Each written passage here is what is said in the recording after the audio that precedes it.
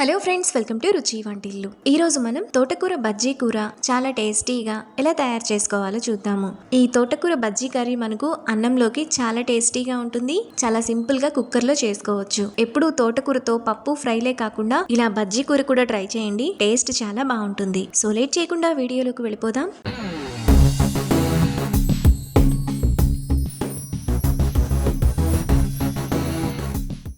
ముందుగా తోటకూర బజ్జీ కర్రీ చేయడానికి కుక్కర్ తీసుకొని అందులో 2 పెద్ద కట్టలు తోటకూరను 3-4 సార్లు బాగా కడిగి ఇలా సన్నగా తరిగి వేసుకోవాలి.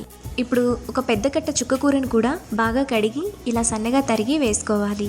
తోటకూర ఇంకా చుక్కకూర కాంబినేషన్ చాలా బాగుంటుంది. మనం చింతపండు వేసుకునే అవసరం ఉండదు.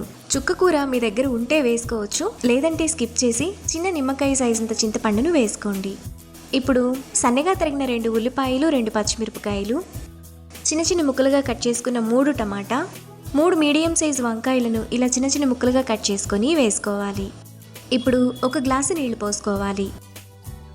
తరువాత కుక్కర్ మూత విజిల్ పెట్టుకొని స్టవ్ మీద పెట్టి 3 విజిల్స్ వచ్చేంత వరకు మీడియం ఫ్లేమ్లో ఉడకనివ్వాలి. కుక్కర్ విజిల్స్ వచ్చి ప్రెషర్ పోయిన తర్వాత అందులో టేస్ట్కి తగినంత ఉప్పు, 1/2 టీ స్పూన్ పసుపు, 1 టీ స్పూన్ కూరల్లో వేసుకునే కారం వేసుకొని కొద్దిగా మెత్తగా చేసుకోవాలి. ఈ తోటకూర కర్రీలో కారాన్ని మీరు తినేదాన్ని బట్టి వేసుకోవచ్చు. ఇలా మెత్తగా మెదుపుకున్న తర్వాత అందులో 1 గ్లాసు నీళ్లు పోసుకొని ఒకసారి కలుపుకోవాలి. ఇలా కలుపుకున్న తర్వాత 10 నిమిషాల పాటు మీడియం ఫ్లేమ్లో ఉడకనివ్వాలి.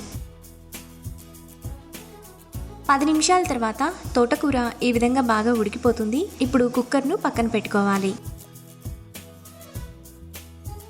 ఇప్పుడు స్టవ్ మీద ప్యాన్ పెట్టుకొని అందులో 1 టేబుల్ స్పూన్ ఆయిల్ వేసుకోవాలి.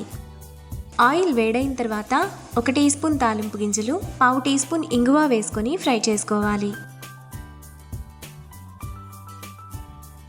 ఆవాలు చిటపట్లాడిన తర్వాత అందులో దంచిన 8 వెల్లుల్లి రెప్పలు, 2 ఎండుమిరపకాయలు, 1 రెమ్మ కరివేపాకు వేసుకొని ఫ్రై చేసుకోవాలి.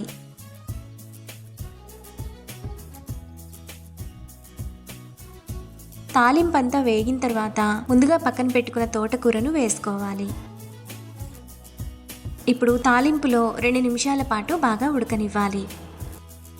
2 నిమిషాల తర్వాత తోటకూర బజ్జీ కూర రెడీ అయిపోతుంది. ఇప్పుడు లాస్ట్లో సన్నగా తరిగిన 1/4 కట్ట కొత్తిమీర తరుగు వేసుకొని కలుపుకోవాలి. ఈ కర్రీ మనకు వేడివేడి అన్నంలో వేసుకొని తింటే చాలా బాగుంటుంది. ఇంకా చపాతీలో తినడానికి కూడా బాగుంటుంది. మనకు చాలా టేస్టీగా తోటకూర బజ్జీ కర్రీ రెడీ అయిపోయింది. ఇప్పుడు ఈ కర్రీని అన్నంలో సర్వ్ చేసుకుంటే ఎంతో టేస్టీగా సింపుల్గా చేసుకునే తోటకూర బజ్జీ కర్రీ రెడీ. ఈ రెసిపీని మీరు కూడా ట్రై చేసి మీకు టేస్ట్ ఎలా కుదిరిందో నాకు కామెంట్స్లో షేర్ చేయండి. ఈ వీడియో కనుక మీకు నచ్చినట్లయితే లైక్ చేసి, షేర్ చేసి, సబ్స్క్రైబ్ చేయండి.